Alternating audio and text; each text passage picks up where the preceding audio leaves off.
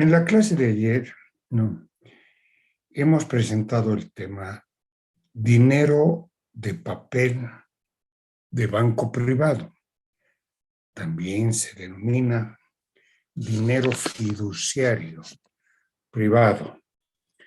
Este tipo de dinero son papeles emitidos por un banco privado, ¿no? Contra depósitos de moneda metálica, ¿ya? Moneda metálica de plata, de oro, el respaldo de esos papeles que emiten los bancos privados. Emitían los bancos privados, hay que hablar del pasado, ¿no ve? Y estos papeles que emitían los bancos privados se denominaron billetes de banco privado. En Bolivia también varios bancos al comenzar el año de 1902 emitían, cada cual con su logo, y les he mostrado, les he presentado fotografías, billetes del Banco Comercial, que se denominaba así, luego había un banco agrícola, había un banco industrial, bancos privados, ¿no? Ya que emitían un billete de papel con su logo, ya. Cumplía una función muy importante, ¿no? Una propiedad muy importante, que era la que ayudaba a resolver el problema del peso que tiene el dinero metálico, las monedas de plata o monedas de oro. Entonces, con un papelito, con el logo del banco, se podría intercambiar o cambiar en otra plaza por dinero metálico, ¿ya? Había el respaldo de moneda metálica. ¿Y qué ocurrió? ¿No? ¿Por qué no siguieron emitiendo? Porque descubrieron que ellos podían dar crédito contra estos papeles. Habilitaron la cuenta cartera, crédito, y ya a alguien le entregaban el papel, el billete, como si fuera un depósito en metálico. Pero no había el depósito en metálico, sino había una expectativa de que iban a pagar y que en dinero metálico, entonces, no iba a haber un problema de ausencia de liquidez en dinero metálico. Pero dieron tantos créditos, ¿no?, que en algún momento no tenían para devolver dinero metálico a los clientes del banco por los papeles que habían emitido, ¿ya? Hemos hecho el laboratorio pertinente para que se den cuenta ustedes que entraban los bancos en una situación de quiebra. Quiebra. Basta que un banco quiebre en una determinada ciudad, ¿no?, para que se dé una corrida bancaria. La confianza se convierte en desconfianza, ¿no?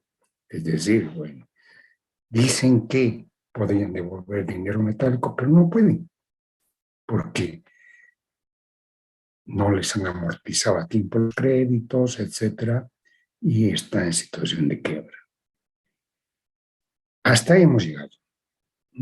Y a partir de eso se ha indicado que el gobierno interviene, ¿ya? Y ahora acá yo les voy a mostrar el relato, ¿no?, de cómo interviene, ¿ya? El título de este texto 29 es precisamente Dinero Banco Central, ¿no? Y vamos a ver cómo interviene el gobierno, ¿ya? Dice dinero fiduciario público. Fiduciario porque está basado también en la confianza que se asigna a esta entidad pública, que es el Banco Central, de emitir el representante del valor, ¿no? Evolución cronológica. Los bancos centrales son el resultado de una lenta evolución que se da en todos los países, al comprender que ha sido un gran avance económico la creación de billetes de banco privado. Ha sido un gran avance que facilitaba la circulación de mercancías sin necesidad de trasladar grandes y pesados volúmenes de dinero metálico, ¿no? En algún momento habíamos dicho una genialidad, ¿ya? ¿Por qué? Porque resuelve un problema, el peso, ¿no? De trasladar grandes volúmenes de metálico que en cada país eran entregados por una casa de moneda. Que la función de emitir dinero de papel se constata, se evidencia, ¿no? No debe ser realizada por un banco privado, que es constituido por emprendedores que buscan el lucro, las utilidades, ¿no? Generadas en la tasa de interés cobrada por préstamos otorgados a sus clientes. Como los bancos privados realizan esa operación porque responden a un capital y quieren ganar intereses, ¿no? Dando créditos, entonces pues en algún momento, ¿no? Dan créditos por sumas muy altas y no pueden recuperar el dinero metálico, ¿ya? Y que se debe constituir en el territorio un banco central de carácter público, guiado por el afán de servir al bien común, como responsable de la emisión del billete de papel que reemplaza el dinero metálico.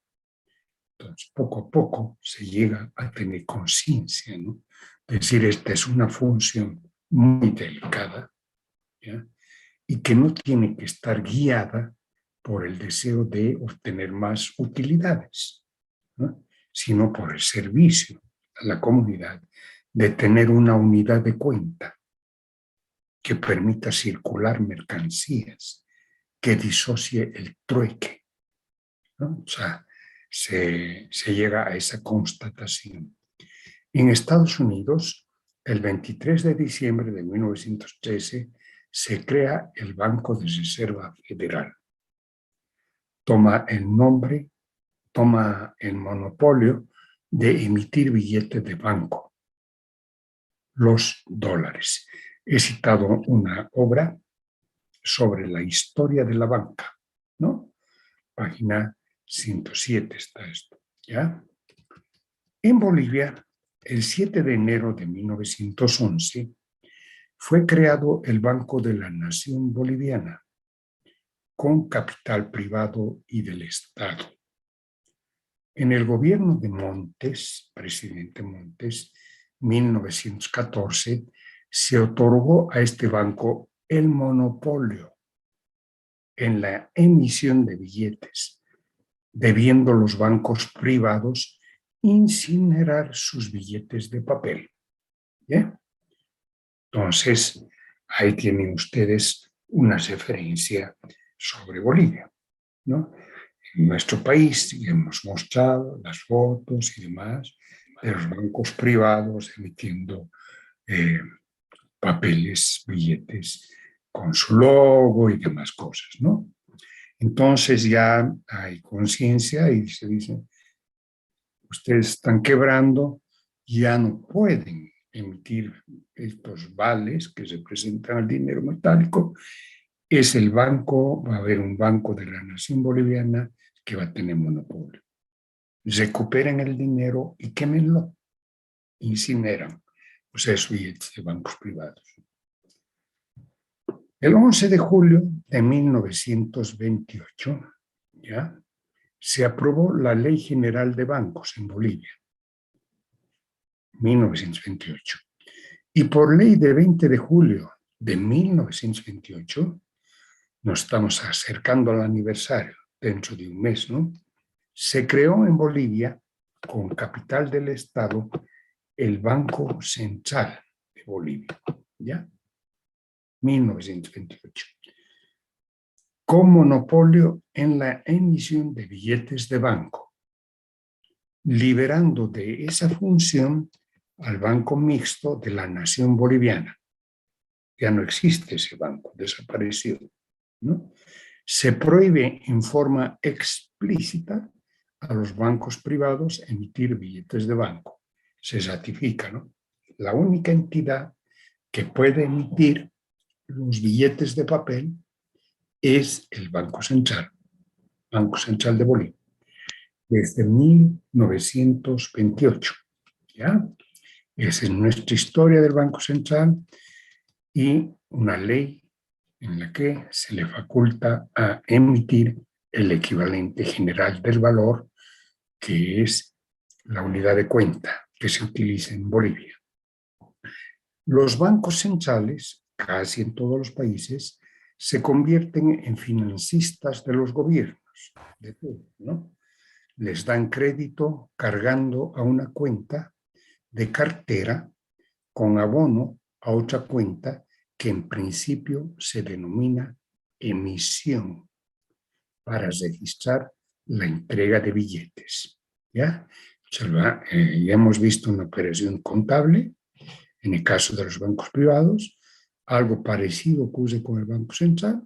El Banco Central gobierna, el Banco Central da créditos al gobierno, ¿no? Y mediante un asiento contable, cartera, TGM contra emisión. Los gobiernos, con el poder político que tienen, hacen circular los billetes, declarando, y está entre mayúsculas esto, circulación forzada como medio de pago, inconvertible en dinero metálico. ¿Ya? Eso también tiene su pequeña historia. Es decir, se levanta la convertibilidad que tenía que devolver el Banco Central, moneditas metálicas de plata o de oro, etcétera, ¿no? Y en todos los países del mundo ocurre algo parecido, ¿no? Después de la guerra de Chaco en nuestro país, alrededor de 1933, ¿no es cierto? Ya estaba el Banco Central emitiendo los billetitos Banco Central. Después de la guerra del Chaco, el dinero de papel de Bolivia tiene curso forzado. ¿Ya? Es decir, la guerra del Chaco requirió de mucho dinero y el Banco Central emitía, daba crédito para la movilización de las tropas, la logística, llevar armas y demás, ¿no? a los campos de batalla. Después de esta guerra, el Banco Central en Bolivia dijo, no es convertible en dinero metálico, no vengan aquí a pedir que se les devuelva moneditas de plata, nada. Tienen que aceptar como medio de pago. Y en el resto del mundo es relevante el hecho que en 1971 el Banco de Reserva Federal de Estados Unidos levantó la convertibilidad en oro de los dólares. Hasta ese momento se podía convertir por piezas de oro, o sea, monedas de oro. ¿Ya? Y dijeron, no, señores, acá no hay ninguna razón para que la gente pida que en lugar del billete dólar se entregue monedas de oro. Un poco más adelante vamos a volver sobre lo mismo, ¿ya? Propósito de los billetes del Banco Central. Los billetes del Banco Central resuelven el problema de transporte y riesgo de utilizar los billetes emitidos por los bancos privados que en muchos casos no tenían el respaldo de dinero metálico para facilitar la conversión de billetes privados en moneda de plata, ¿no? Entonces, volvemos a la historia. ¿Por qué se han creado los billetes de papel? Se ha creado para resolver el problema del peso, ¿no? De transportar grandes volúmenes de dinero metálico. Por eso se ha creado el billete de papel. Pero como hay un riesgo en el caso de los bancos privados de que no puedan respaldar con dinero metálico, entonces la moneda del Banco Central ya elimina ese riesgo, ¿no? Porque es un es una entidad que no está buscando el lucro, ¿no? ¿Ya? Los billetes del Banco Central, en un principio, están respaldados por un capital en dinero metálico y dólares, en un principio. Posteriormente, al declarar curso forzado, el respaldo del billete de papel de un banco central es la producción de un país. El dinero de papel es representante de esa producción y está en mayúsculas, ¿no? Para destacar, porque mucha gente dice, el Banco Central ya no tiene divisas, ya no tiene dólares, entonces, ¿qué les respalda? ¿Qué respalda a los bolivianos? Estamos perdiendo el respaldo de los bolivianos. Falso. El respaldo no son los dólares o el dinero metálico, que monedas de plata, de oro, que está en el Banco Central. Es la producción del país. Pero ¿cómo usted justifica eso? Pueden preguntar ustedes, pero acuérdate de la historia del dinero. ¿Cómo ha nacido el dinero? Era una mercancía cualquiera, cebada, trigo, que permitía romper el trueque. El problema es que hay que intercambiar bienes. ¿Cómo intercambias bienes? ¿Haciendo trueque? El trueque es casi imposible realizarlo, ¿no? Necesita correspondencia, ¿ya? Y no hay tal, ¿no? Es muy difícil la correspondencia. Entonces, así ha nacido en la historia el dinero, como un producto que ayudaba a numerar a los otros productos y subía el trueque, disociaba el trueque, ¿no? Posteriormente se dieron cuenta que ese producto, cualquiera, que podía ser cebada, trigo, maíz, coca, el que sea, ¿no? Se dan cuenta que eso se deteriora en el tiempo, pierde valor, y genialmente dicen que sean moneditas de plata, de oro, con contenido. Entonces la monedita se presenta el valor de los bienes. Genial, porque una monedita de plata conserva su valor, o de oro, porque es un metal precioso. Si suben los precios, sube el valor de la plata, sube el valor del oro, y eso hace que mantenga valor. Entonces cumple con las funciones que hemos indicado, que son tan importantes. Numerario de valores, mantener el valor, ¿no? Pero ¿qué ocurre? Bueno, es muy pesado, che. Buena idea, pero muy pesado. Vienen los billetes de los bancos privados. Al principio respaldados por metálico. Se sobrepasan los bancos privados, no gestionan bien, administran mal estos papeles y viene el Banco Central, una entidad pública. ¿No? Entonces, ¿qué ocurre? ¿Qué respalda? Uno puede decir, ¿y qué respalda? La producción del país. Ese es el respaldo, ¿ya? Cuando Estados Unidos cambió los dólares, decidió la inconvertibilidad, escándalo casi en el resto del mundo, ¿no? Desde cómo, ahora, ¿qué respalda al dólar? Y el presidente del Banco Central dijo, miren señores, Estados Unidos produce todo, tractores, vehículos, fábricas, todo. ¿Tienen ustedes dólares? Compren, conviértanlo en productos. Ya está, ¿qué problema se hace? Si ese es el origen del dinero, ¿no? El origen del dinero no es los dólares o las monedas de plata o oro depositadas en el banco. No, no, no, no. Es un representante de la producción del país. Nada más. ¿Ya? Eso es. Ya. Entonces, esa es la situación del dinero Banco Central. Tiene curso forzado, etc. Ahora, acá ven ustedes este subtítulo que dice cambios en nominación del dinero Banco Central. El Banco Central emite el papel moneda con el nombre de la unidad de cuenta establecida por ley, que puede ser el peso o el boliviano, ¿no? O cualquier otro nombre. Se les puede ocurrir, por ejemplo, que se llame Pachamama. ¿Qué problema hay? ¿Ah? O que se llame Inti, o que se llame, no sé, Amazonas, el nombre que se ocurra a los legisladores. No hay problema en el nombre, ¿no?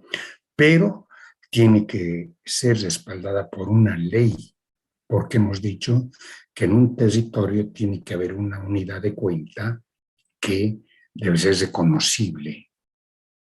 Y gracias a la ley se reconoce la unidad de cuenta, ¿no? Es una de las propiedades del dinero, ser reconocible, ¿no? En un espacio económico. Entonces el nombre pues tiene que ser bautizado y respaldado por una ley. El cambio en la nominación se relaciona con la pérdida de valor de la unidad de cuenta por los procesos inflacionarios repetidos durante varios ejercicios. O sea, uno se pregunta y dice, ¿por qué cambian de nombre? En nuestro país se llama peso, luego boliviano. ¿Por qué cambian de nombre? ¿Ya? Y la respuesta está porque esa unidad de cuenta pierde valor, ¿ya? Cuando hay inflación. Y ya conocemos que los procesos inflacionarios provienen del incremento de gastos autónomos que inflan la demanda agregada en ausencia de dólares. Esto que está entre paréntesis era la respuesta a una de las preguntas del examen, ¿no? Que decía, cite dos causas de la inflación. ¿Ya? Que habíamos visto en la materia. Por eso estaba como pregunta de examen, ¿no? ¿Y cuál es la causa de la inflación? Se agotan dólares, ya no hay incremento de producción, la producción no puede seguir a la demanda, porque no hay cómo traer bienes importados, no hay flexibilidad, la oferta es inflexible por naturaleza, ¿ya? No se producen animales de la noche al día siguiente, vacas, cerdos, pollos necesitan un tiempo. No se producen vegetales de la noche a la mañana, necesitan un tiempo. Hay que sembrar, cosechar. Entonces hay una inflexibilidad natural. ¿Cómo reemplazas eso? Con dólares. Ahora la demanda es infinitamente flexible, regalas plata. Entonces, si aumentas la demanda agregada y hay inflexibilidad de oferta, porque no hay dólares, van a subir los precios, ¿no? Algunos me han respondido en el examen, causas, oferta, demanda. No me dices nada. Alguno ha respondido inflación por oferta, inflación por demanda. Pero, ¿qué es eso? ¿Qué es inflación por oferta? Y decía la pregunta, explique. No dice cite. Entonces hay que entender, ¿no? La pregunta. ¿Ya? Explique, decía. Entonces era lo que está ahí. Ahí ven ustedes 4 líneas, ¿no? De una explicación. ¿Ya? Bueno, entonces cuando hay un proceso inflacionario, la unidad de cuenta va perdiendo valor. ¿Qué quiere decir? Que los precios van subiendo y cada vez se necesita mayores cantidades de dinero para comprar un bien. Les he comentado que durante el año 1982, 83, teníamos en Bolivia hiperinflación. Un huevo valía 1.000.000 de pesos. para reírse, ¿no? Para reírse. ¿Ah? 1.000.000 de pesos. O sea que cuando ibas a comprar 10 huevos tenías que llevar 10 millones de pesos. Si una empresa produce 10.000 huevos, ¿cuánto es el valor de sus ventas? 10.000 millones. ¿Cuántos ceros son 10.000 millones? Casi 10 dígitos. ¿No ve? Nuestras calculadoras no permitían recibir la información porque tienen un número limitado de dígitos. ¿Se dan cuenta? Y eso es por la inflación. En página 7 de 11 de mayo de 2018 se cita la siguiente evolución. ¿Ya? Estoy hablando de la nominación. Por decreto supremo de 6161 de julio de 1962, debido a un proceso inflacionario que disminuía el valor al signo monetario vigente, el boliviano, antes de 1962, se cambia el signo monetario de boliviano a peso, ¿ya?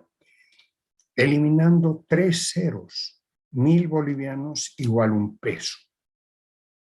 Antes de 1962 circulaban en la economía del país papelitos con el nombre de boliviano, emitidos por el Banco Central. Perdió valor, había una gran inflación. Entonces, mediante este decreto se dice, señores, devuelvan esos papelitos, ¿ya?, que tienen nombre de bolivianos y les vamos a entregar pesos. Dan un tiempo para la devolución. El Banco Central quema los bolivianos y dice, a partir de tal fecha, aquí en esta economía, la unidad de cuenta es el peso. 1.000 bolivianos vale un peso. Le quitan 3 ceros. Le cambian de nombre. ¿Ya? 62. Al 82 pasan 20 años. ¿No? A partir de 1982 se inicia otro proceso inflacionario. La hiperinflación de Bolivia llegó en 1985 a 24.000% anual. ¿Saben lo que es eso? Cada vez más de 200% de inflación.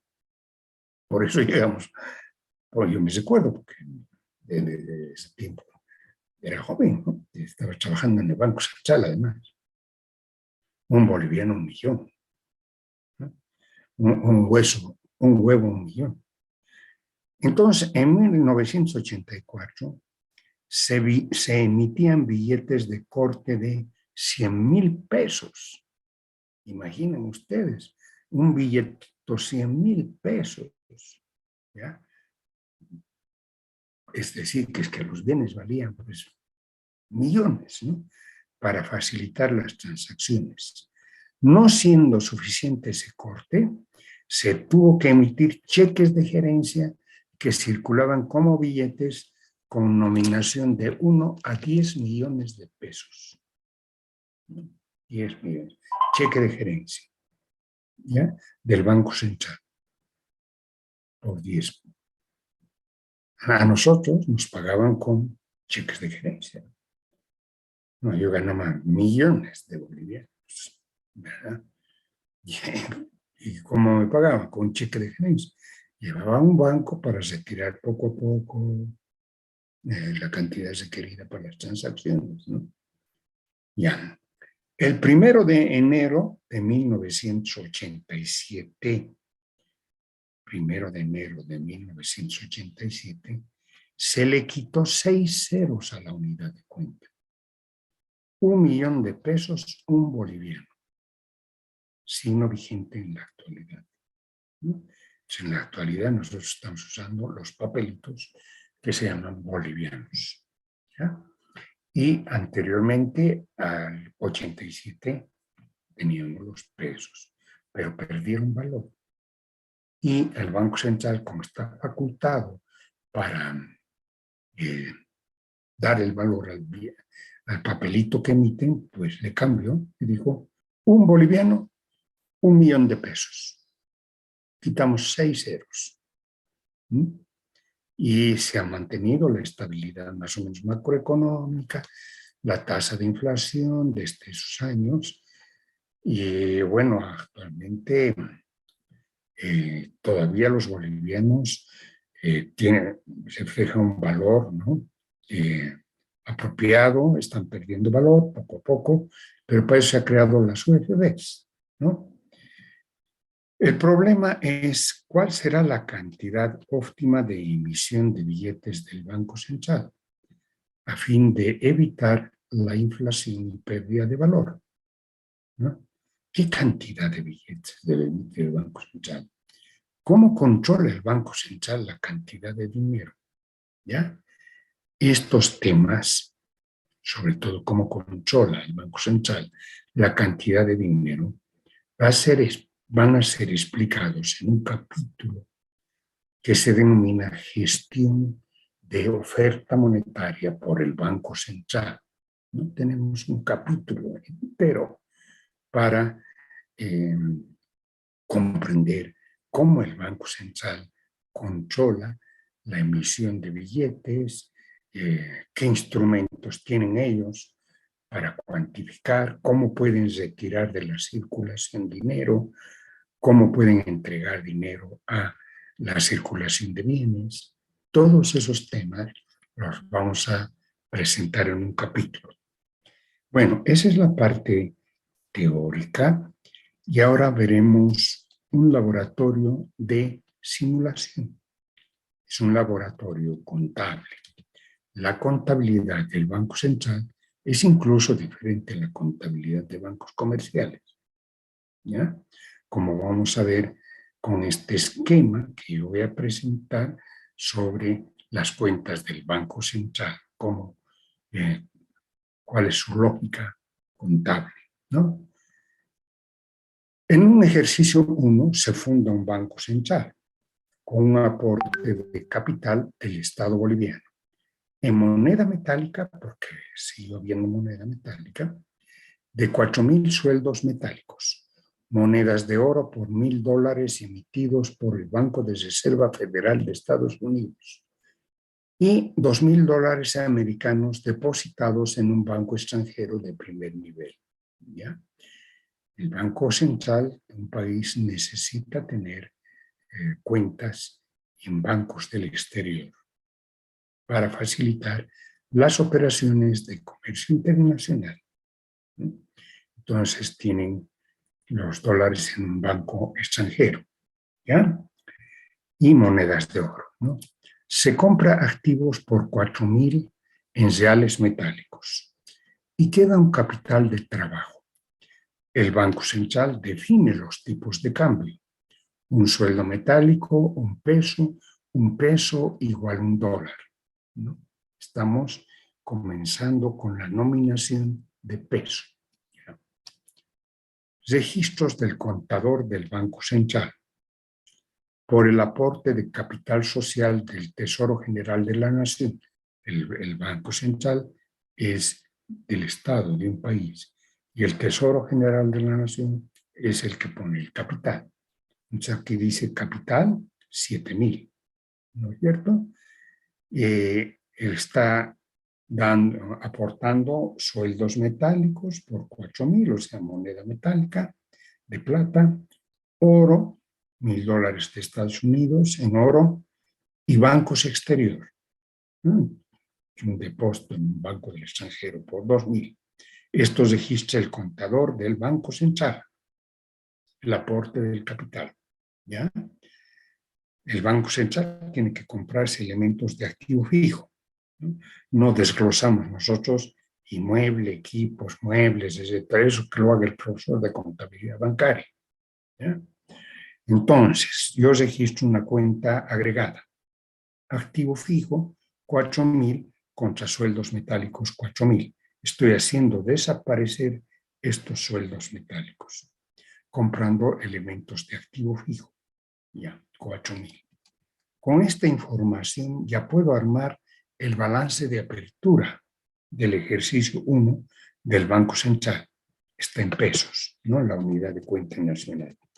Entonces acá tengo, en el lado del haber, el patrimonio, el capital del Estado, ¿no? Público, 7.000. Y en el activo tengo las cuentas de oro, bancos exterior y otros activos, ¿no? He llevado mentalmente los mayores, ¿no es cierto? Tenía 4.000 en sueldos metálicos que los he convertido en activo fijo. Y acá está otros activos. Responde a la cuenta activo fijo. Ahora acá, ¿qué es lo que dice? Oro más bancos exterior, estas dos cuentas de acá, son las reservas internacionales del Banco Central, que respaldarán operaciones de comercio exterior. Oro más bancos exterior. En la mayoría de bancos del mundo tienen ustedes estas reservas internacionales, oro más bancos exterior. ¿Qué ha pasado con los rusos? ¿Cómo le están castigando a Rusia? Por la guerra con Ucrania. Señores, sus reservas están congeladas. Oye, pero los rusos, ¿qué tienen que hacer? ¿Por qué tienen sus reservas en muchos países del mundo? Es que tienen que, sirve para que les paguen en sus cuentas que tienen en Estados Unidos, en Alemania, les paguen en una cuenta de un banco, ¿no? Por el gas que exportan, ya entonces tienen la cuenta bancos exterior. Los rusos, y eso es lo que les están cortando, ¿no? No pueden mover sus cuentas, están castigados, chicos malos, ¿ah? No van a mover sus cuentas porque se han entrado a Ucrania o están en guerra con Ucrania, etc. ¿Ya? Entonces también nosotros los bolivianos tenemos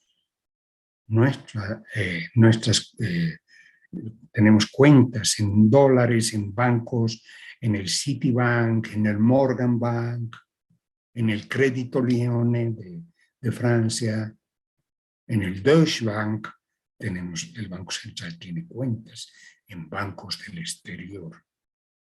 Son nuestras reservas internacionales. De este nombre, ¿no? Cuando ustedes hablan en contabilidad comercial de reservas, están hablando del patrimonio seguramente, de cuentas de utilidad afectadas con fines precisos. El Banco Central no. Cuando hablamos de reservas, estamos hablando de las cuentas en oro y en bancos exteriores. ¿Ya? Y ustedes dirán, oro, actualmente, por supuesto. El Banco Central, ¿ya? A partir de los años 30, después de la guerra del Chaco, etc., empezó a comprar oro. ¿Y de quién compra el oro? De los cooperativistas de Tipuani, ¿no? Los cooperativistas de Tipuani entregaban el oro, vendían el oro al Banco Minero. Yo trabajaba en el Banco Minero, diferente, ¿no? Vendían al Banco Minero el oro, ¿ya? Y el Banco Minero tenía una fundidora de oro que está en Vía Fátima, estaba en Vía Fátima, donde está la carrera de metalurgia, ¿no? De la Plaza del Maestro, ahí cerca. Ahí había una fundidora de oro. Recibía el oro, las pepitas, todo esto, las fundía y las convertía en basas de oro. Y esas basas de oro le entregaban al Banco Central. El Banco Central pagaba por las basas de oro que servía para pagar a los cooperativistas mineros.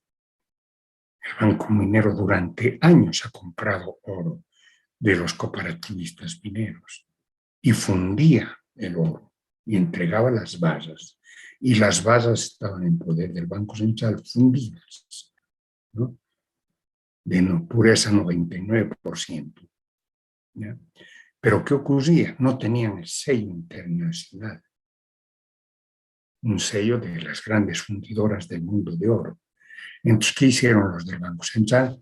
Enviaron estas basas a las fundidoras de oro de Inglaterra, les pusieron solamente el sello, porque les daba fundido, ¿no? Les pusieron el sello y ese oro, y el oro de 99% de pureza está depositado en bancos del extranjero. Depósitos en oro. El Banco Central gana intereses por esos depósitos en oro. ¿Ya? Si actualmente las reservas del país, oro más bancos exterior, son de 4.600 millones, algo así, como 2.000 millones representa oro. Por eso alguien dice, no es de disponibilidad inmediata. Porque si queremos utilizar el oro, ¿qué tenemos que hacer? Tenemos que vender el oro, ¿no ve? Para tener dólares, ¿no? El oro se va apreciando en el mercado internacional. Entonces nuestras cuentas en oro van apreciándose, ¿no? Después, el oro es, digamos, la reserva internacional de mayor calidad que tenemos como país, ¿no? Es mejor que tener dólares, ¿no? Porque el oro va subiendo de precio, el dólar se va depreciando. En cambio, el oro va subiendo de precio, ¿ya? Entonces, en Bolivia tenemos la cuenta oro. No, no es que cuando ya he fundado le he puesto ahí oro, ¿no? No, se está imaginando. No me estoy imaginando.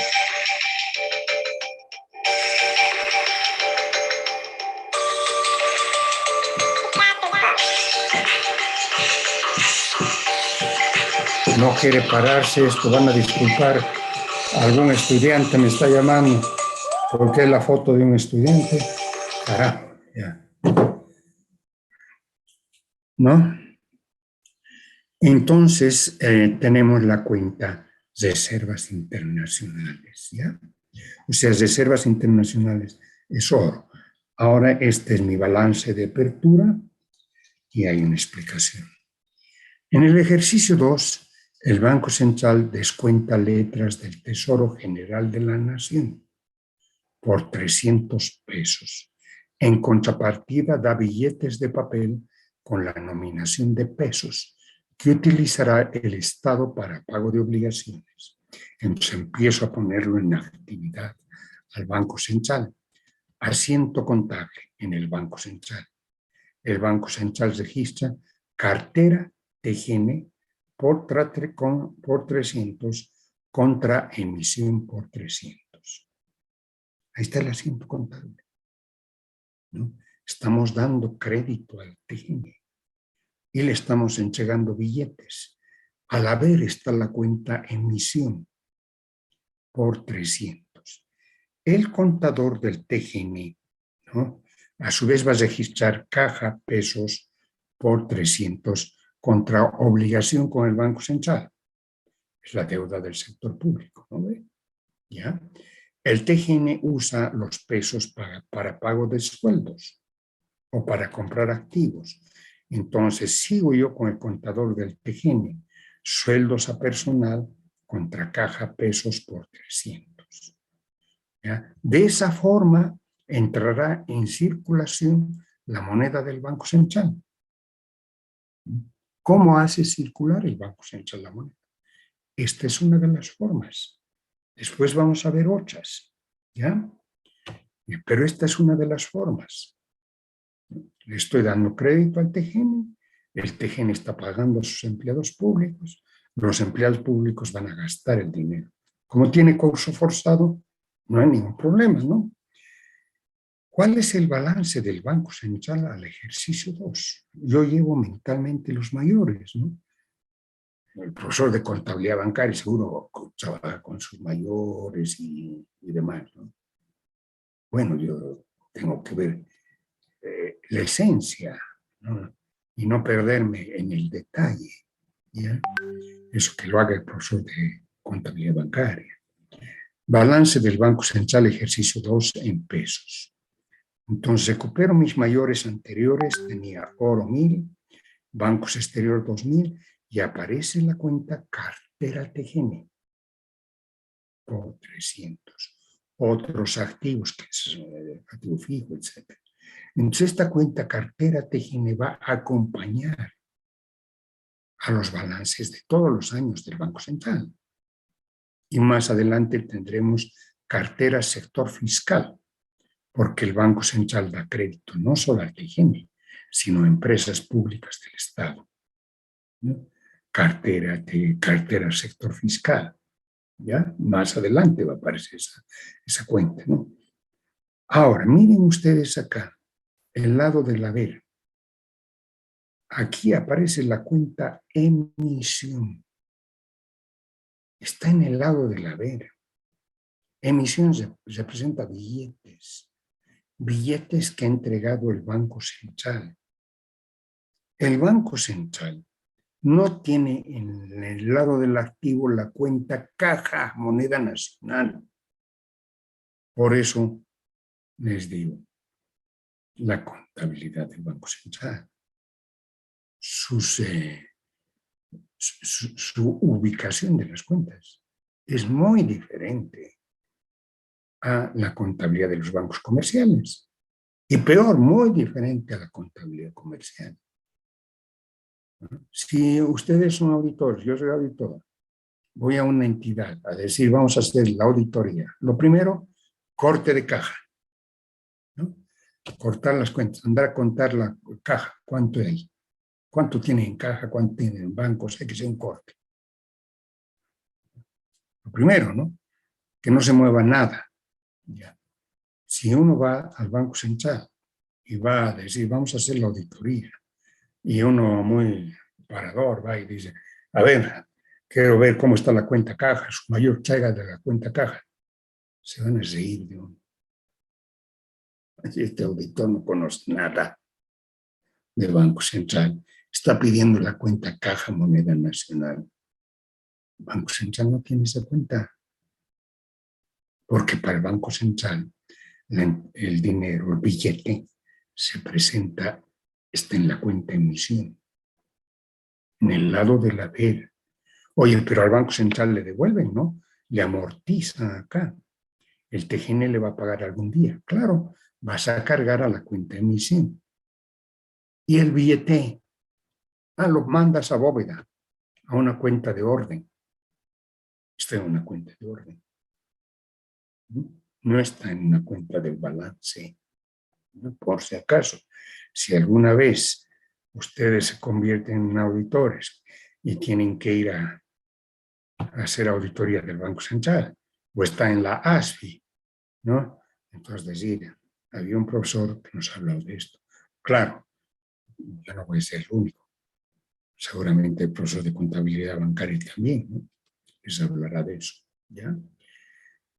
Dice, la emisión es una cuenta del lado del haber del Banco Central que no tiene la cuenta caja moneda nacional. ¿Cuál es la significación contable de los billetes del Banco Central? Los billetes emitidos por el Banco Central constituyen un pasivo del banco. Pasivo. Por ello, está en el lado del haber. Son una obligación con el público. En la codificación contable se expresa con la cuenta emisión. En la nueva nomenclatura del plan contable es reemplazada por la cuenta circulación monetaria, ¿no? Han dado otra nominación.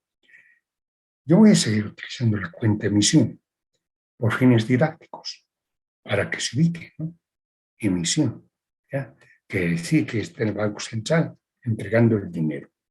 Los billetes son parte del activo, bueno, eso ya sabemos, ¿no? Porque acá dice cuál es la significación de los billetes. Los billetes son parte del activo de las organizaciones económicas, empresas y familias. Por eso, cuando decimos cuánto hay en caja, estamos refiriéndonos a una cuenta de activos.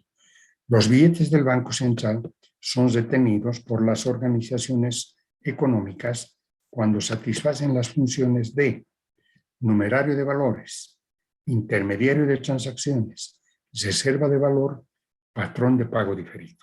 Ya sabemos que esas son las funciones del dinero Banco Central. Si las dos últimas funciones no se satisfacen, es decir, reserva de valor, patrón de pago diferido, al perder valor, los agentes económicos dolarizan sus activos o buscan otra unidad de cuenta, que en algún momento histórico serán las unidades de fomento, ¿no? En algún momento, no sabemos cuándo. Va a generalizarse en Bolivia, pues el tema de las UFBs, ¿no? Porque tiene que haber una unidad de cuenta que mantenga su valor en el tiempo y sea patrón de pago diferido, ¿no? A medida que nuestra cultura financiera vaya mejorando, entonces podremos decir, vamos a usar las UFBs en todas las operaciones que tienen que ver con el futuro, ¿ya? El problema del dinero Banco Central, ¿tiene algún problema? Claro que tiene algún problema.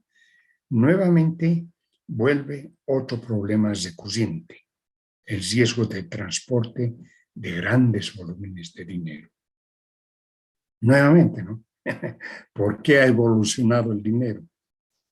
Porque no cumplía con las propiedades que hemos citado al comenzar este capítulo. Y una de sus propiedades es de fácil transporte. Pero ¿qué ocurre? Acá el problema del transporte de grandes capitales en billetes del Banco Central se encuentra en el volumen que ocupa una gran suma de dinero.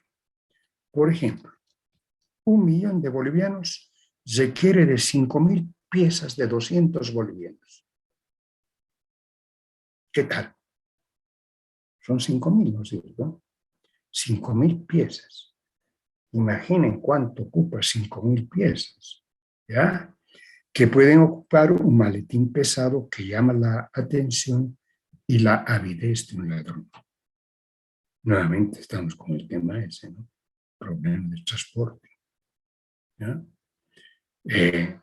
Una vez un amigo me dijo, acompáñame al banco, tengo que recibir mi indemnización, muchos años, ¿ya? Pues vamos. ¿Y qué pasa? Que en el Banco Unión le tenían que entregar su dinero. Él no tenía cuentas en el Banco Unión. Y tampoco tenía la cultura financiera para decir, traspásenme a otro banco. Además que tiene un costo, ¿no? La comisión, hay una comisión por traspaso. Entonces él quería retirar su dinero. Y ahí vamos y, pucha, necesitamos 2 maletas para retirar su indemnización. Con miedo, pues, si uno sale del banco, ¿no? Porque parece que en algunos casos hay una conexión con el esteroide. Hay 2 que están saliendo con mucha plata. Es grande, pesado, fáciles de seguir, ¿no? Fáciles de atacar, ¿ya? Etcétera. Entonces es un problema, ¿ya? La solución al problema podría ser la emisión de billetes de corte mayor. Ejemplo, bolivianos 500, ¿no es cierto? ¿Ya?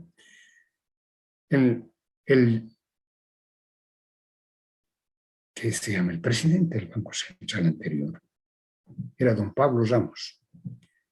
Don Pablo Ramos ha sido profesor de nuestra facultad, ha sido mi profesor también, ¿no? Y profesor de economía, macroeconomía, también daba Pablo Ramos.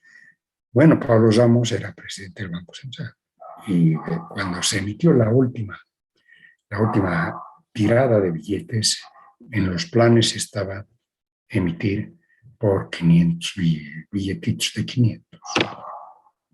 La gente que es muy ignorante en aspectos financieros empezó a hablar, ¿no? 500, aquí viene la hiperinflación, nuevamente están queriendo emitir. No había tal, no era un problema de hiperinflación, ¿no? Era un problema de facilitar el transporte de grandes volúmenes de capital. Si puedes emitir billetes de 1.000, mejor todavía, ¿no? 1.000.000 ya no son, pues, como había dicho anteriormente, 5.000 billetes. Con billetes de 1.000, 1 millón solamente son 1.000 billetitos, ¿no?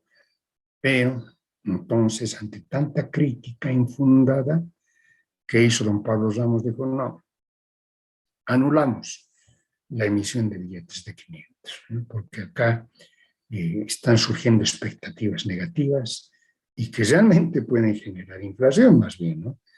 Ustedes saben que esta materia trabaja con expectativas futuras.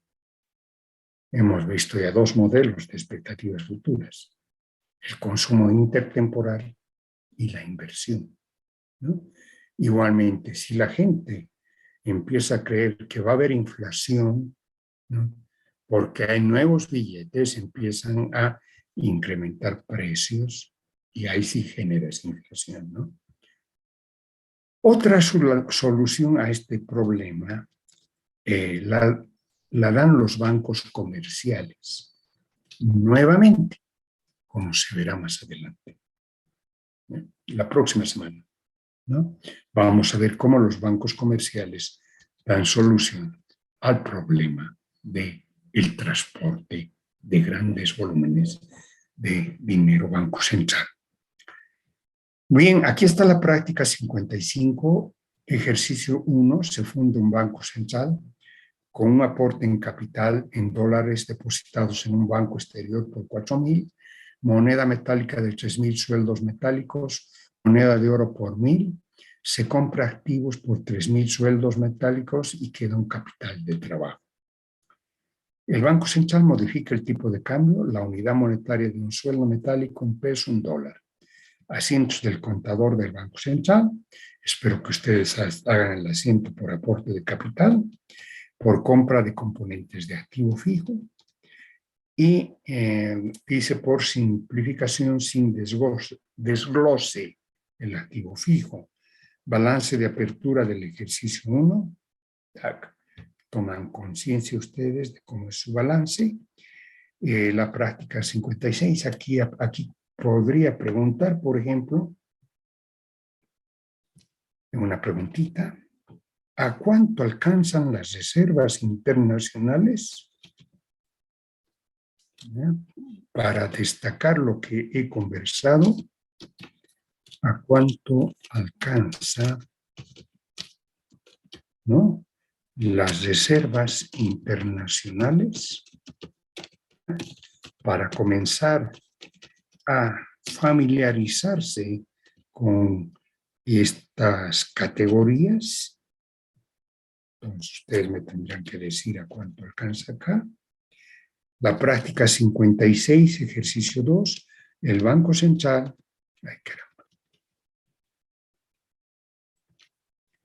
el Banco Central descuenta letras del Tesoro General de la Nación por 2.000 pesos, en contrapartida da billetes de papel con la nominación de pesos que utilizará el Estado para pago de sueldos, ¿ya? Acá deseo que me presenten el asiento contable en el Banco Central, ¿ya?, el asiento contable en TGN por la obligación y el asiento contable por pago de sueldos del TGN, ¿no?, para que tomen conciencia de cómo se pone en circulación el dinero Banco Central. Y aquí justamente está esta pregunta: ¿cómo se pone en circulación el dinero Banco Central? Balance del Banco Central en el ejercicio 2. Deseo que se den cuenta dónde se encuentra la emisión, ¿ya? ¿Qué representa la emisión, ¿no? ¿Quién es propietario del Banco Central? ¿Por qué surge un Banco Central? El Banco Central tiene en el debe la cuenta Caja Moneda Nacional. ¿Por qué no? Porque sí, ¿ya? Entonces ustedes responden. La práctica 57, investigar sobre el balance del Banco Central a diciembre de 2020. Completar datos de esta tabla. Y aquí se los he puesto las cuentas que tiene el balance del Banco Central, ¿ya? Como ven ustedes, está activos internacionales, activos de reserva, otros activos, crédito al sector no financiero, crédito al sector financiero. Acá tienen el pasivo, pasivos internacionales, pasivos de reserva, otros pasivos, ¿ya? Pasivos internos, aquí está la cuentita, circulación monetaria, operaciones de mercado abierto, obligaciones con el sector no financiero, con el sector financiero. Estas cuentas, muchas de estas cuentas, las voy a ir creando, ¿no? Cuando ingrese al tema gestión de dinero por el Banco Central. Entonces, deseo que ustedes tomen conciencia de las cuentas del Banco Central. ¿Y dónde van a buscar? En la memoria anual 2020. También tiene su sitio en internet. Responder. ¿A qué cuenta corresponde la emisión? ¿En qué cuenta del haber se encuentra el encaje legal? Es un poquito revisando la memoria, van a encontrar. ¿En qué cuenta? Ustedes saben que la memoria del Banco Central, como cualquier otra memoria, es comentada por los auditores. ¿Auditores? Por supuesto, pues los auditores, ¿no? Porque los auditores dan confiabilidad a los registros. Entonces tienen que comentar las cuentas. Esta cuenta está constituida por tales elementos. Esta cuenta sube, baja, etcétera, por tal razón, ¿no? Tienen que dar alguna explicación, ¿no? ¿Por qué se ha incrementado de un año a otro? Tienen que dar alguna explicación, ¿ya? ¿En qué cuenta se encuentran los depósitos fiscales? ¿Qué cuenta del activo tiene el mayor porcentaje? ¿Qué cuenta del haber tiene el mayor porcentaje? ¿No? Espero que hagan esta práctica para la próxima semana, ¿no? Ya. Muy bien, ahora tenemos que dedicarnos a revisar por lo menos una de las carpetas de los estudiantes, ¿ya? A ver, veremos dónde tenemos acá. Acá está SAS. Ya. Este está, vamos a cambiar por nombre, PAF. Ok. Y voy a buscar a alguien que tenga con la letra A, de la Cruz, Díaz, Estaca, Lazo, Limachi, Mamani, Mendoza, acá a lo mejor, Alarcón. Ya. Entonces busquemos el trabajo de Alarcón, Salgueiro. No hay archivos adjuntos, dice. Halcón Herrera, no hay archivos. Barra, Quisbert, Tatatá, no hay archivos. Acá, a ver, reduciré mi presencia. ¿Dónde tengo que reducir aquí?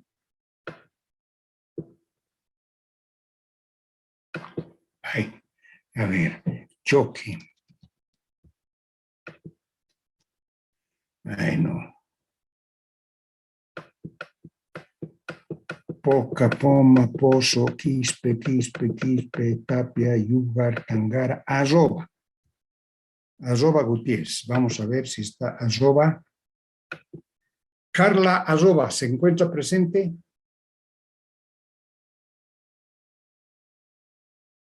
No está presente, ¿no? Ya. Le voy a poner 1. Le avisan, ¿ya? Entonces acá no está presente, no viene a clases. Dejar de compartir, arroba no viene a clases. Compartir pantalla. ¿Dónde está la chica arroba? Está acá. A ver. Arroba Gutiérrez Andrea. Tú se mira su nota de su examen. 5. ¿Ya? Y aquí tiene 1 hoy día, ¿no? Tiene 1 porque no está presente en clases, ¿ya? Dejar de compartir. Vamos acá. Aquí tengo que ponerle la nota para que sepa que se le ha puesto 1, se la ha convocado y no estaba presente en clases, ¿no? No viene a clases. Eso significa, ¿no? Que no viene a clases, ¿ya? Veremos otro caso. Entonces, buscaremos otra persona con la letra A. Aquí vamos a buscar. SAS, @Gutierrez Mobile, clases, ok. SAS, buscamos 8 personas. Aguilar Alejandro Ignacio. Licenciado presente, buenos días. Muy bien, Aguilar. Antes de que te ponga Hugo, 1 has saltado. Me parece muy bien. Control. Bien. A ver, quiero verte. ¿Dónde estás? Aquí Acá, estás. licenciado. Muy bien, estás presente. Pues es que tengo que verlos, ¿no? Por ahí los suplantan y otra persona se presenta. Pues no sería prudente, ¿no? Ya. A ver, veamos cómo has hecho, Aguilar, tus cosas. Acá tienes la práctica 1, está muy bien. Ya acá tienes la práctica 2, da 4.800. No has hecho las operaciones, Aguilar. Aquí está. Aquí están las operaciones. Muy bien, 4.800. Está bien, ¿no? Ya, perfecto. Acá tienes la práctica 3, las identidades. Tú copias toda la práctica, muy bien. Están las 3 identidades macroeconómicas. Está bien hecho esto. La práctica 4, presentar la tabla de deducción, muy bien. ¿Cuánto te ha salido tu PIB? El PIB te ha salido 3.000. Perfecto, está muy bien. Ya, vamos a la práctica 5 y aquí tenías que presentarme datos de Bolivia y una investigación sobre el PIB. A ver cómo has hecho. Muy bien con tu trabajo, Aguilar, porque Licenciado, acá, quería ah, decir una cosita. En la memoria de la economía boliviana del 2020 solamente presentan los datos hasta el primer semestre del 2020. Y estaba investigando un poquito más y dando a conocer de que también el INE es quien realiza los cálculos. eh, Saqué los resultados del Instituto Nacional de Estadística, licenciado. muy bien. Y me alegra mucho, por eso tienes al 2020 el PIB, que es 253.112 millones, miles de millones de bolivianos, ¿no? Muchos de tus compañeros han hecho el primer semestre y han perdido puntos. Entonces, tú no vas a perder puntos porque has hecho bien esta práctica con los datos a 2020. Eso les decía el día de ayer a los que califiqué y indicaban que no habían datos y yo les dije, basta que encuentre una persona que tiene los datos, entonces quiere decir que hay los datos. Ya, aquí tienes la cuestión del índice y tenías que calcular el índice, cuánto te da, 20%, está muy bien eso, ya. Y luego el índice de precios y te da 7%, exacto. Luego tienes la práctica 8, el problema del salario, la pérdida de valor en el salario, está muy bien eso, ¿no? Solamente representa 1924. Luego acá está la tabla del PIB, tabla del PIB real de Bolivia, en miles de bolivianos de 1990 y se observa su significación, ¿no? Tenías que encontrar el deflactor implícito, lo has hecho, etcétera. Está en bolivianos de 1990. Muy bien. Entramos a la práctica 10, donde teníamos un laboratorio para calcular el DIN. ¿Ya? El DIN sale 1,05. A ver, vamos a ver cómo has hecho vos.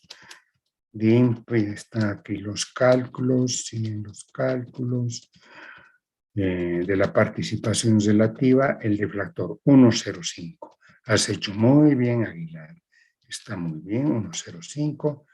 La práctica 11 era sobre matemáticas financieras, ¿no? Valores futuros, valores presentes, para recordarte de lo que hemos hecho. La práctica 12, ya estas prácticas son muy importantes para poder identificar. Aquí hemos empezado con contabilidad desde el Banco Central, ¿no es cierto? porque era necesario para poder explicar el ingreso nacional, cómo está constituido, ¿ya? Y acá tenemos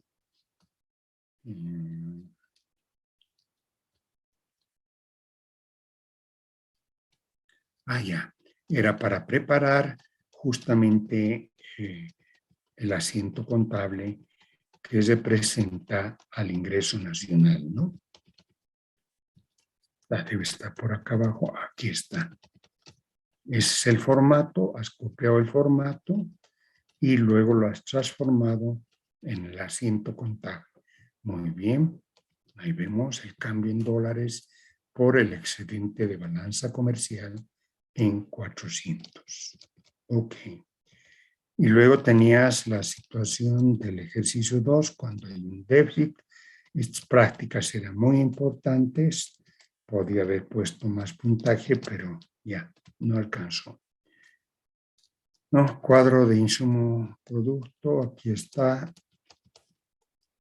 Ya, lo mismo que el anterior, ¿no? En el caso del déficit de balanza comercial. Ya. Muy bien. Luego entrábamos ya a las funciones de consumo. Muy bien, tu gráfico, ya, relación directa. Luego está la relación con la tasa de interés, la pendiente negativa. Dime una cosa, ¿cómo haces acá? ¿Hay un formato especial para hacer este cuadrito? ¿Cuál usas? No, licenciado, solamente lo hago en base a tablas que está en Word, cada gráfico. Está en las tablas en Word. Sí, así lo hago. Bueno, yo no sé cómo harán mis compañeros, pero yo lo hago de esa manera. Tú haces directamente, entonces. ¿No hay una aplicación ahí? No. No hay. Bueno, desconozco. Desconoces, sí. Ya, la propensión media a consumir que disminuye. Exacto, ya. Y aquí la propensión marginal, 0,20. Muy bien. Exacto. Y esta práctica 22, que también vale 10 puntos, había que investigar. El consumo, y tú lo has hecho, correcto, estamos repitiendo, 253,000 el consumo, ya. Entonces, vemos la curva de oferta, la estructura de la torta, ya. Y cómo ha cambiado la torta, muy bien. Luego vamos a la práctica 23, que es el ahorro, ¿no? Y cómo obtenemos el ahorro. Perfecto. Igual has hecho tu curva, muy bien. Entramos luego aquí a la práctica 25. Son las propensiones. También están bien. Va subiendo la propensión a medida que aumenta. Y aquí está la complementariedad, ¿no? Entre la propensión media a consumir y media a usar. De acuerdo. Las propensiones marginales y la complementariedad. Muy bien. Luego tenemos esta pregunta que era de examen. Ya había que hacer cálculos parecidos para obtener la riqueza potencial, ¿no ve? Ya, está bien esto. La línea de restricción presupuestaria, etcétera. Y había una pregunta relacionada en el examen con esto. Ahora, aquí entramos al cuadro de origen y uso de fondos. Había que encontrar la TIR. Vamos a ver si has encontrado la TIR. Aquí está, aquí vemos, ¿no? La TIR es 20. ¿Por qué? Porque el VAN es 0. Ahora quiero ver si has hecho eso vos acá abajo.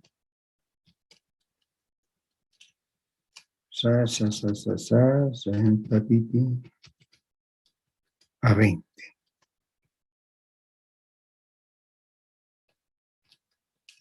No me dices cuál es la TIR. Está más arriba, licenciado. Ahí está la tasa interna de retorno. Ahí está. Acá, ¿ve? La tasa interna de retorno es 20%. Muy bien. Respondí. Ya. Acá tenemos el tema de la inversión. Justamente queríamos relacionar con el PIB. El PIB crece, la inversión crece, ¿no? La inversión pública más alta, 25.000 millones. Muy bien, buen trabajo, ¿no? Ya, exacto. Nos vamos ahora a la práctica 82. La tabla de inversión, ya está. La propensión marginal a invertir, muy bien, ¿no? Y empezamos a investigar la influencia del gasto autónomo en la inversión, el caso de Estados Unidos, las políticas para aumentar, reducir el déficit fiscal. La práctica 85 sobre el precio del barril. Te ha faltado acá el dibujito. Más abajo está, licenciado. Más abajo. Más abajo. Sí, sí. Tú copias primero la pregunta y después haces. Ok, 106, correcto, a subir el precio del barril por la guerra, ¿no? Y tenemos el caso del maíz, también se ha incrementado. El mercado del trigo también ha subido. Buen trabajo, Aguilar. Buen trabajo. Bien. Y entramos a la función de demanda agregada. Ya. Destacamos los gastos autónomos, ¿no es cierto? Cómo va creciendo los gastos autónomos. ¿Qué te parece el impacto del incremento? Es muy bueno, puesto que los gastos autónomos para ayudar a la financiación para tener un recurso vital. Ya. Bueno, es el criterio personal. Ya, acá tenemos la importancia de los gastos autónomos en nuestro país y sobre todo estas transferencias solidarias, ¿no? A ver, vemos acá que aquí tienen esto. Renta dignidad es lo más significativo, 88%. Bien. Parece que te gusta la materia a ti. Ahora aquí ha disminuido el Juana Zurduy de Padilla. ¿Y haces alguna explicación? A ver, veremos. ¿Por qué crees que ha disminuido el bono Juana Zurduy de Padilla? Es una pregunta de teoría que te estoy haciendo. Bueno, a consecuencia de la pandemia, en el país, pues hubo tal vez un decremento, tal vez si se podría decir, de lo que son los gastos autónomos, puesto que estos gastos autónomos son transferencias solidarias que están reflejados en bonos, tal vez, hacia la población. A ver, ¿Eso también podría ser? Aguilar, a ver un ratito, espera.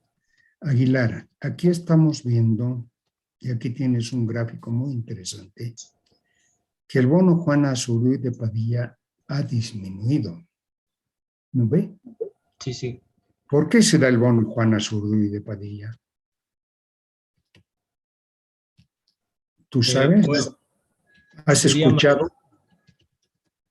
sí, licenciado, sí, he escuchado algo, no sé muy bien sobre ese bono, pero más que todo, si no me equivoco, es para ayudar a las mamás, el bono Juana Zurduy.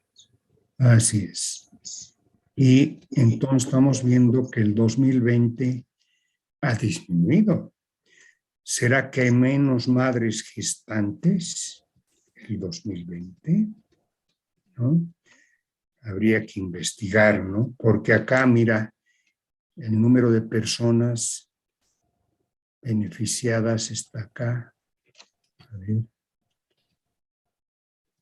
¿dónde está? Juana Zurduy.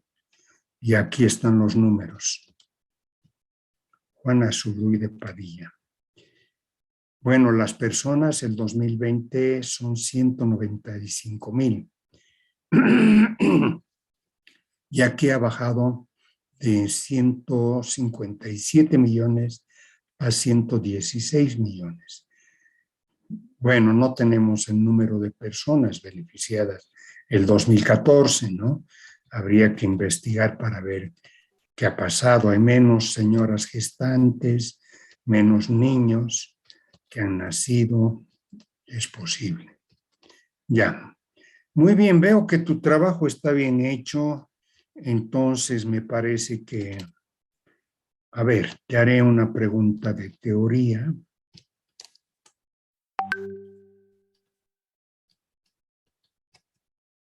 Porque has hecho todo. ¿Qué pregunta te hago? Esta pregunta era de examen.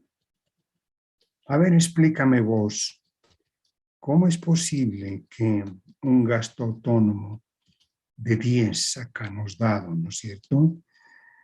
Para datos dice, bueno, el gasto autónomo era de 20 acá, o sea, de 50, ¿no? 50 es el gasto autónomo y el ingreso ha subido en cuanto, acá tenemos ingreso 250. Anteriormente el ingreso del ejercicio 1 era 200, exacto. Y hay un incremento en gasto autónomo de 20. A ver, ¿dónde está eso? Dice acá, de 20.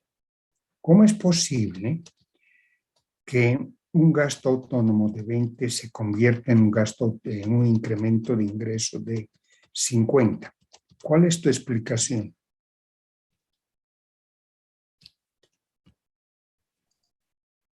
Acá tienes derecho a una pregunta porque todo está bien, ¿ya? Y te estoy haciendo esa pregunta para ver si también conoces teoría. Ya. Bueno, para que el gasto autónomo de 20 se incremente o bueno, se vuelva a 50 es gracias al multiplicador ampliado. ¿Y qué es el multiplicador ampliado? O bueno, ¿en qué consiste? Si no me equivoco, en la práctica el multiplicador ampliado es de 5, que más que todo se traduce en cuántas veces se multiplica el incremento en el gasto autónomo, es decir, en cuántas veces más se puede multiplicar para satisfacer las necesidades de las personas. Mm, Eso podría ser mi respuesta, licenciado. Bien, el multiplicador ampliado refleja el número de veces que se va a repetir el gasto autónomo, ¿no? Esa es una explicación aritmética, digamos. 2,5 es el multiplicador ampliado y sacado vos 2,5. Y 20 es el gasto autónomo, o sea que eso hace 50. Ahora, una explicación más cualitativa es indicar que el gasto autónomo genera una reproducción en espiral de los gastos, ¿no? Porque los que reciben el incremento de demanda con los gastos autónomos aumentan su producción, pero al aumentar su producción contratan más gente, compran más suministros. Entonces ahí empieza a multiplicarse en espiral los ingresos y se van multiplicando las ventas, etcétera.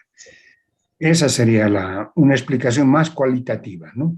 Bien, tú tienes todo bien y has hecho tu práctica bien, entonces tu nota es 100, no tengo problema en poner 100, ¿ya?